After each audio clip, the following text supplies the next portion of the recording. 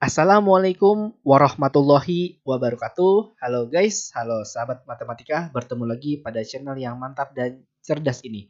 Oke, pada video ini saya akan membahas tentang soal-soal tentang bilangan ya, khususnya soal-soal pada bab 1 yaitu bab bilangan SMP kelas 7 ya.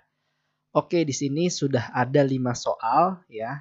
Sudah ada di depan kita soal nomor 1, soal nomor 2, nomor 3, nomor 4, dan nomor 5 ya. Oke, kesemuan nomor ini akan kita bahas satu persatu ya.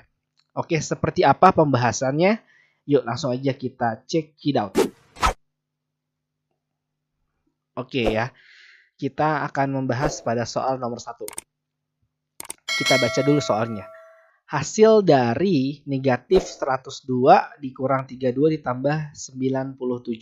Oke, jika kita ingin menyelesaikan permasalahan ini, maka kita harus ingat dengan yang namanya aturan operasi hitung matematika. Nah, urutan yang pertama yang harus dilakukan adalah tanda kurung. Kemudian yang kedua adalah pangkat.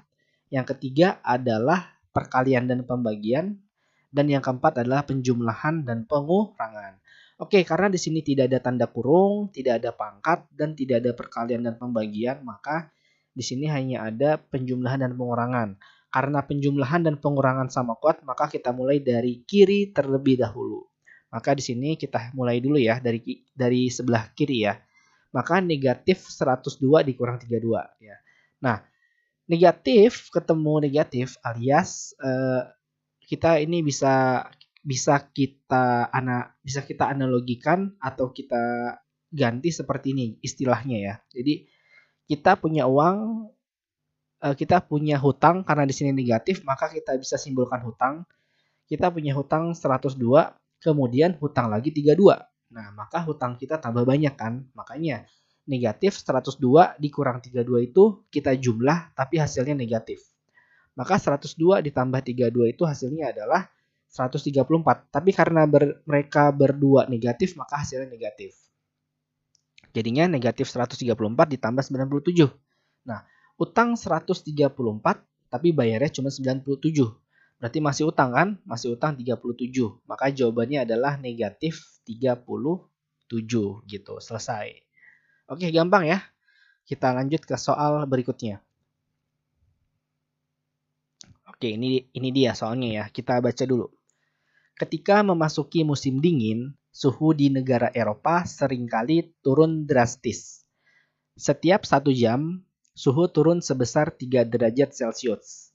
Jika pada pukul 16.00 suhu di sana adalah 16 derajat Celcius, tentukan suhunya ketika pukul 24.00 waktu setempat. Oke, jadi ketika kita mau mengerjakan ini, kita harus tahu dulu jarak antara waktu pukul 16 ke pukul 24 gitu kan. Jadi jaraknya berapa? Karena kan di sini kan katanya setiap 1 jam turun sebesar 3 derajat. Makanya jarak dari 16 ke 24 itu berapa gitu. Nah, cara menghitungnya seperti ini. Maka dari pukul 16 hingga pukul 24 itu berarti sudah berlangsung 8 jam ya. Atau bisa kita kurang aja 24.00 kita kurang 16.00. Dia pengurangan waktu. Yaitu dapat 8 jam ya gitu. Maka sudah berlangsung 8 jam. Dan dikatakan bahwa setiap 1 jamnya turun sebesar 3 derajat. Kalau dia turun berarti dia negatif gitu. Jadi minus 3 derajat. Maka minus 3 derajat ini dikali selama 8 jam. Gitu kan? Dikali selama 8 jam. Maka dapatnya 8 dikali negatif 3 adalah negatif 24. Maka dia sudah turun sebesar 24 derajat selama 8 jam. Yaitu dari pukul 16 hingga pukul 24 gitu kan. Sudah turun 24 derajat. Nah, tadi posisi awal bahwa pada pukul 16 itu suhunya 16 derajat. Maka tinggal kita hitung aja 16 ditambah negatif 24 gitu. Jadi awalnya 16 derajat kemudian sudah turun 24 derajat. Maka 16 ditambah negatif 24 gitu ya. Nah, maka jadinya dapat negatif 8 derajat Celcius. Maka hasilnya adalah negatif 8 derajat Celcius pada pukul 24.00 gitu ya. Maka ini selesai gitu. Oke, gampang ya. Oke, kita lanjut ke soal berikutnya. Nah, ini dia. hasil dari 2/3/4 dikurang 5/6 ditambah 7/8 gitu. Nah, untuk melakukan operasi pecahan itu sama aturannya ya. Yang pertama adalah tanda kurung, yang kedua adalah pangkat, yang ketiga adalah perkalian dan pembagian, yang keempat adalah pengurangan dan penjumlahan gitu ya. Nah, karena di sini tidak ada tanda kurung, tidak ada perkalian dan pembagian atau pangkat juga tidak ada, maka di sini hanya ada penjumlahan dan pengurangan. Maka kita lakukan perhitungan dari sebelah kiri dulu ya. Nah, karena kita akan melakukan perhitungan dari sebelah kiri, maka yang namanya operasi pecahan itu pecahan biasa ya, maka semuanya harus dirubah ke bentuk pecahan biasa dulu.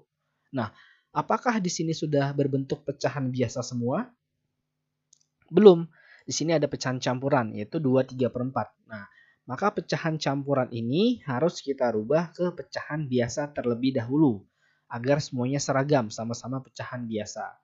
Nah, bagaimana cara merubah pecahan campuran ke pecahan biasa? Nah, seperti ini ya. Nah, maka di sini, nah kita ganti dulu jadi pulpen.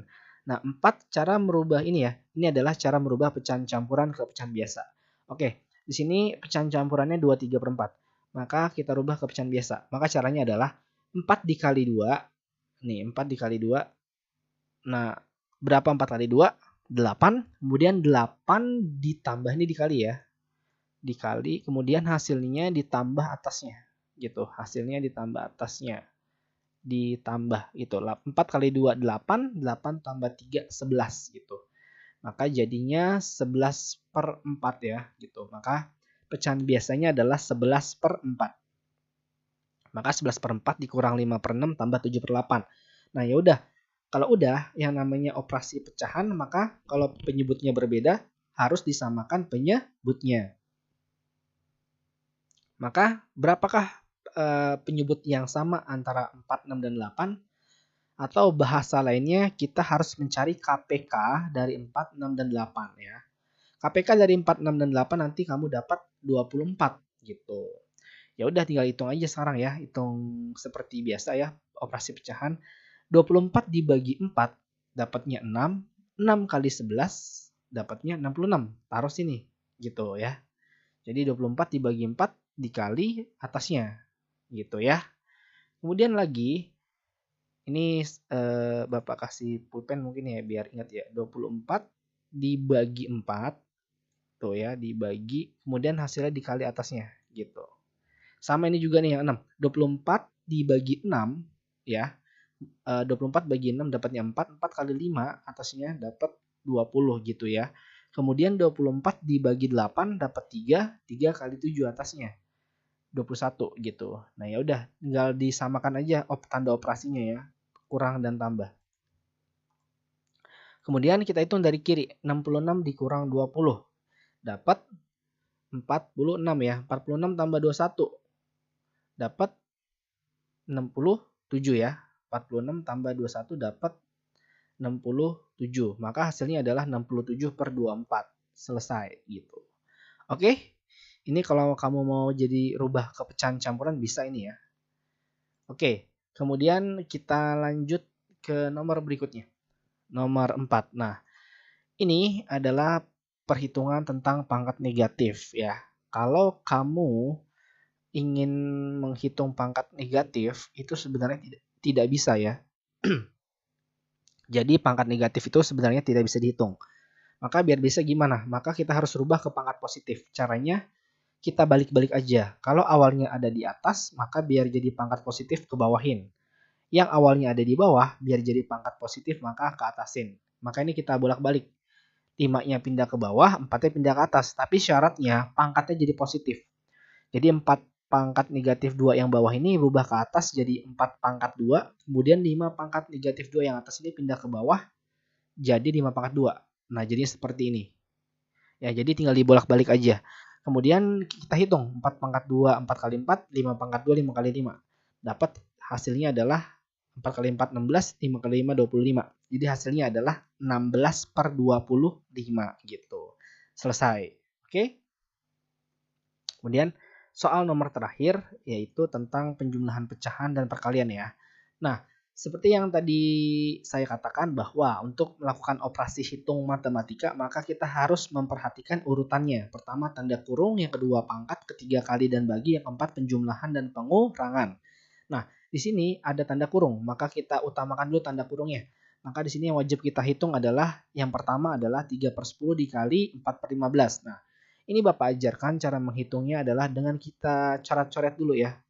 Dengan kita coret-coret dulu. Nah, ini ada 3 sama 15 bisa kita bagi ya. 3 dan 15 bisa kita bagi. 3 dibagi 3, 15 dibagi 3. Jadi pembaginya sama. 3 bagi 3 dapat 1, 15 bagi 3 dapatnya 5 gitu. Oke. Kemudian 10 sama 4 sama-sama bisa dibagi 2 ya. 4 bagi 2 dapat 2, 10 bagi 2 dapat 5. Jadinya di atas ada 1 dan 2, di bawah ada 5 dan 5. Nah, ini sudah tidak bisa disederhanakan lagi, maka tinggal kita kali aja. Jadinya adalah 3/5 ditambah 1 kali 2, 2, bawahnya 5 kali 5, 25 gitu ya. Jadi ini perhitungan yang lebih mudah sebenarnya ya. Sebenarnya kamu juga bisa menghitung dengan cara 3 dikali 4 dulu, 12, kemudian 10 dikali 15, 150. Tapi itu terlalu besar angkanya. Jadi ini adalah cara yang lebih efektif ya, lebih efisien sebenarnya, lebih efisien. Ya, jadi lebih mengurangi waktu, tinggal kita coret-coret aja yang bisa dibagi. Itu 3 sama 15, 4 dengan 10. Oke, kalau sudah, maka ini kita jumlah ya, 3/5 tambah 2/5. Nah, samakan penyebutnya terlebih dahulu, maka 5 sama 25 KPK-nya adalah 25 ya. 25 bagi 5 itu dapat 5. Ya, jadi ini Bapak coret-coret lagi ya. Oke, 25 bagi 5 dapat 5 ya. 5 kali atasnya, kali atasnya nih. Nah, 5 kali 3 15, taruh sini. 25 bagi 25 1, 25 bagi 25 1 ya, 1 kali 2 2 gitu. Oke, 15 tambah 2. 15 tambah 2, 15 tambah 2 adalah 17/25. Oke, ini udah mentok, sudah tidak bisa disederhanakan lagi. Oke, selesai. Oke, guys, sampai sini dulu pembahasan kita kali ini ya. Jika ada pertanyaan, silakan taruh pertanyaan kalian di kolom komentar. Oke, saya pamit undur diri. Mohon maaf apabila ada salah kata. Wassalamualaikum warahmatullahi wabarakatuh.